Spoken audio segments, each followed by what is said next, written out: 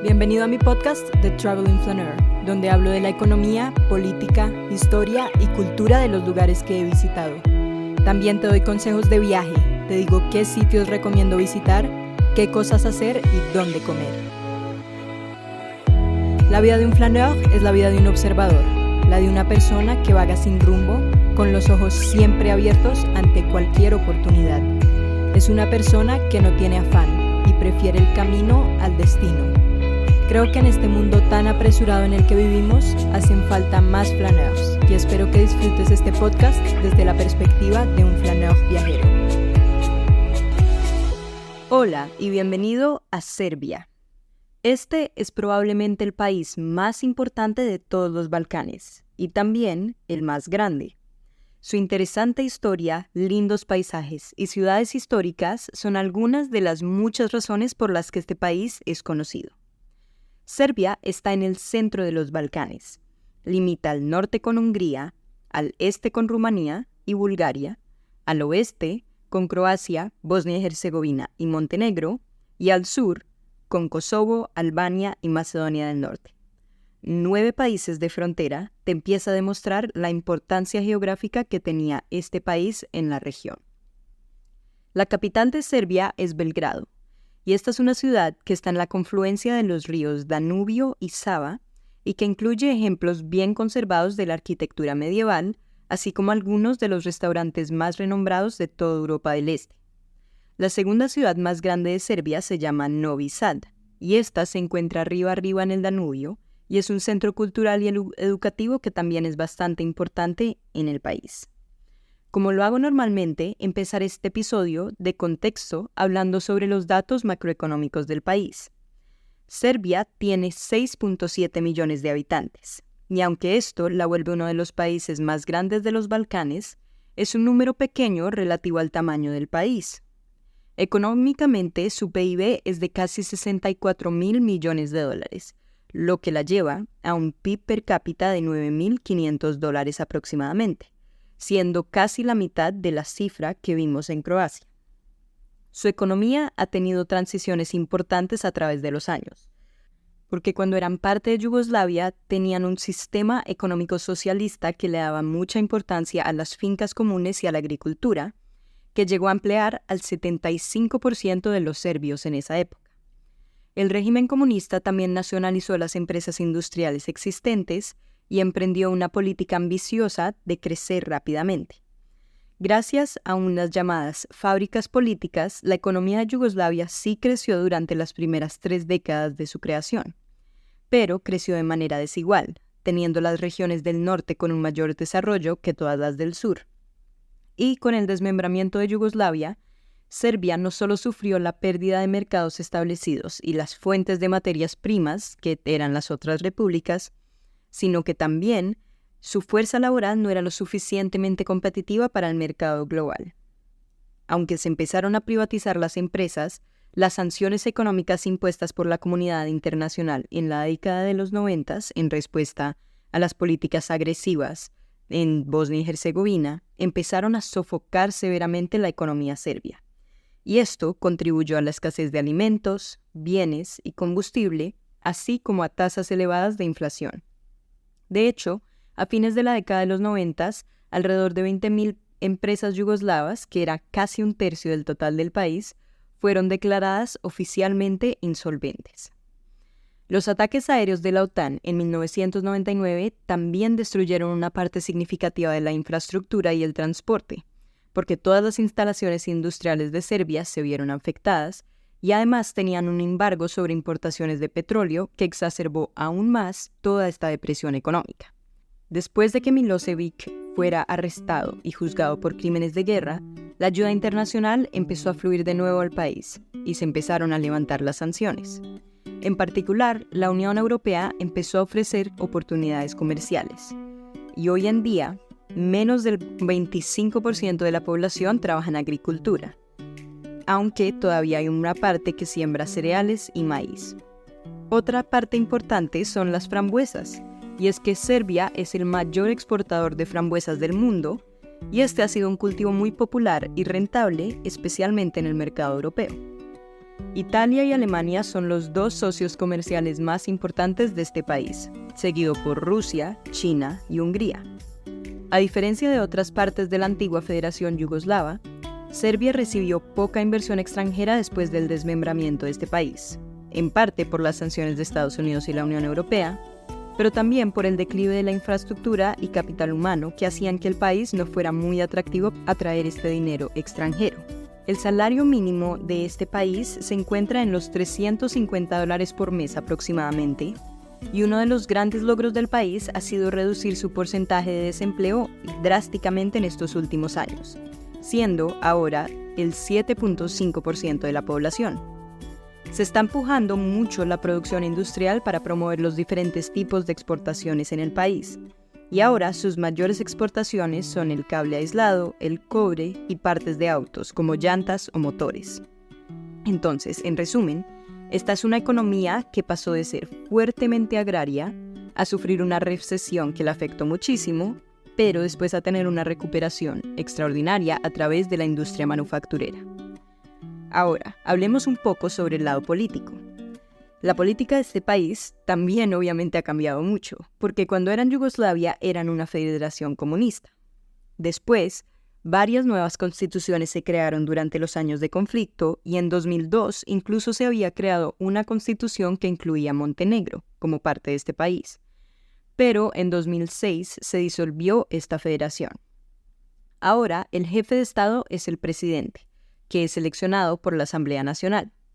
El partido político gobernante es actualmente el Partido Progresista Serbio, que tiene abreviado SNS. Este es liderado por el presidente Aleksandar Vučić, espero que haya dicho ese nombre bien, y este partido ha estado en el poder desde el 2012, y el presidente, específicamente Aleksandar, lleva en mandato desde el 2017. El partido ha sido criticado por tener un enfoque un poco autoritario y por limitar la libertad de prensa que hay en el país. En cuanto a las relaciones internacionales, Serbia mantiene estrechas relaciones con Rusia y con China, y ha buscado también mantener un equilibrio para intentar mantener buenas relaciones con el Occidente. Aunque este es un país candidato a la Unión Europea, ha estado negociando su adhesión desde el 2014 y no ha logrado unirse, porque varios países han expresado su preocupación por la situación de la democracia, así como el Estado de Derecho en el país. También dicen que la falta de progreso en la normalización de las relaciones con Kosovo es uno de los factores que no lo deja unirse a la Unión Europea. Y bueno, es que si escuchaste mi episodio sobre Kosovo, sabrás que esto aún es un tema sensible en Serbia, porque Serbia no reconoce su independencia. Es más, dice que la independencia de Kosovo es ilegal y algunos de sus presidentes dicen que deberían recuperar esta zona. Y aunque esto está muy relacionado a la historia de Serbia, que sería normalmente la sección que hago, creo que Serbia es un país especial, porque es el país que más historia tiene de todos los Balcanes. Entonces le dedicaré un episodio especial para explicarte más a fondo toda la historia de este país, y ahora solamente pasaré a hablarte sobre su cultura. Ryan Reynolds here for, I guess, my 100th Mint commercial. No, don't. I mean, honestly, when I started this, I thought I only have to do like 4 of these. I mean, it's unlimited premium wireless for $15 a month. How are there still people paying 2 or 3 times that much? I'm sorry, I shouldn't be victim blaming here. Give it a try at mintmobile.com/save. Whenever you're ready. $45 upfront payment equivalent to $15 per month. New customers on first 3-month plan only. Taxes and fees extra. Speed slower above 40 gigabytes. See details. Right now, get scary good deals on select Ring cameras and doorbells. See who's there. Keep your scaredy cats company. Oh, it's okay, sweetie. I'll be home soon. And protect your crypt from the real monsters. Oh, come on. The sign says take one. Save big on select Ring devices right now at ring.com.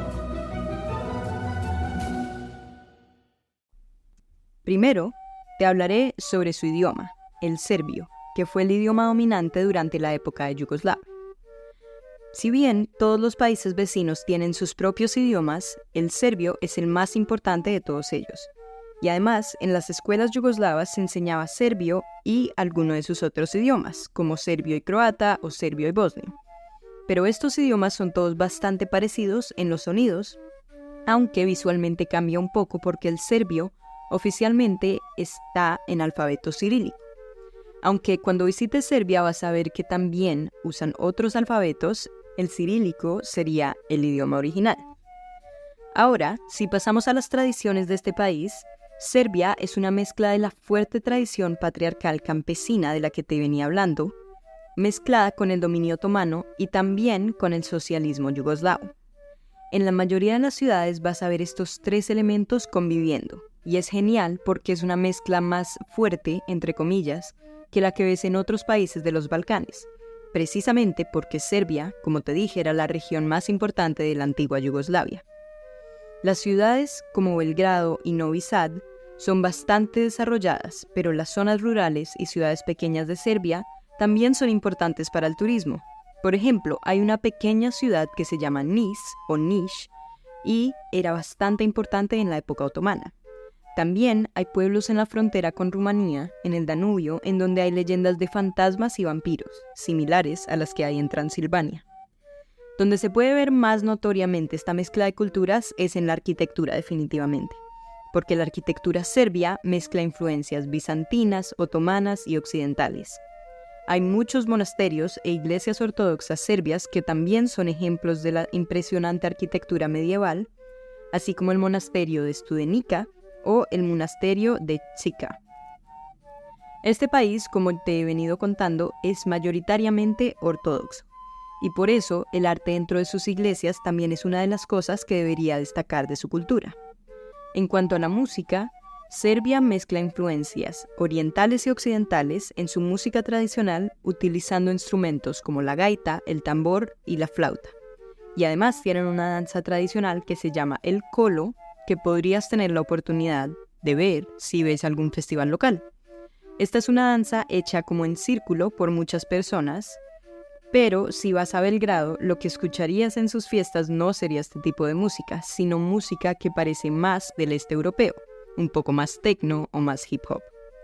Curiosamente, Serbia también es el hogar de uno de los festivales de trompeta más grandes del mundo, que se llama el Festival de Trompetas de Guka. Este atrae a músicos de todo el mundo cada año.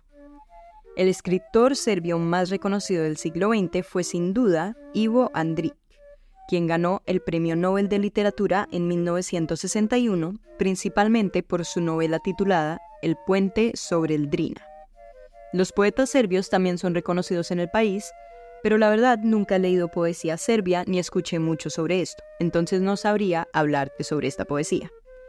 Y bueno, sobre la comida, que es uno de mis temas favoritos siempre, al igual que otros países de esta región, es una comida deliciosa.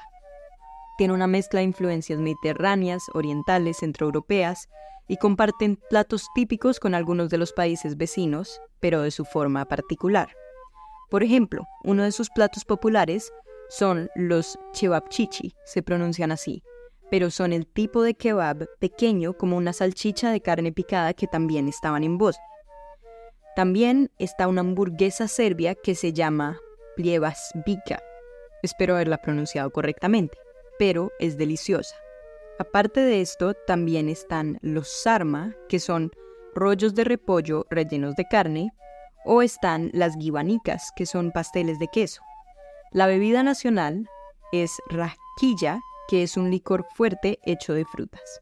Pero como ves, este país mezcla historia, cultura, arquitectura y comida increíble, siendo por eso un país bastante popular para el turismo. Terminaré mi episodio de hoy con varios consejos de viaje para que puedas empezar a planear tu próximo viaje a Serbia. Primero, ¿cuánto tiempo deberías visitar? Cuando yo fui, solamente estuve 5 días y dediqué 1 para explorar Belgrado, 1 para explorar Niš y 1 para hacer un paseo al Danubio y visitar los pueblos del este de Serbia. Los otros días fueron mis días de llegada y salida, entonces son días en los que solamente hice pocas cosas, como visitar el museo de Nikola Tesla. Aunque fue un itinerario apretado, conseguí ver la mayoría de las cosas que yo quería explorar. Tal vez solamente agregaría un día extra para conocer Novi Sad, que me faltó, Y si no te gusta estar corriendo entre actividades, tal vez podrías meter otro día para explorar cada ciudad un poco más. Entonces podrías visitar tal vez un total de 7 u 8 días. Segundo, ¿es seguro visitar? Sí, Belgrado es muy seguro. Y las otras ciudades que visité, las visité con tours. Entonces, por lo que vi, también son seguras. Tal vez no las visitaría sola, sin tours, pero un poco más por la barrera del idioma o una barrera cultural que pueda haber, porque no muchas personas hablan inglés y además, por las relaciones tensas entre estas regiones, es más fácil ir con una persona local. Pero por lo que pude percibir como colombiana, para mí fue un lugar seguro. Tercero, ¿hay restricciones para viajar? Sí, revisa que tu país no necesite una visa para visitar Serbia, porque ellos tienen un visado diferente al de la zona Schengen. Por ejemplo, Serbia le exige visa a El Salvador, Honduras, Nicaragua, Panamá y Venezuela. Pero es mejor revisar justo antes de planear tu viaje porque ellos puede que tengan reglas que vayan cambiando. En mi próximo capítulo te voy a hacer un contexto histórico extremadamente útil si vas a visitar este país, para que entiendas su política, economía, arquitectura y cultura a través de este lente histórico. En la descripción encontrarás los links recomendados para agendar tours, vuelos y seguros de viaje. Comenta qué fue lo que más te sorprendió. Comparte mi contenido con alguien más que le encante viajar. Déjame un review para saber qué tal te parece mi podcast y te espero la próxima semana. ¡Buen viaje!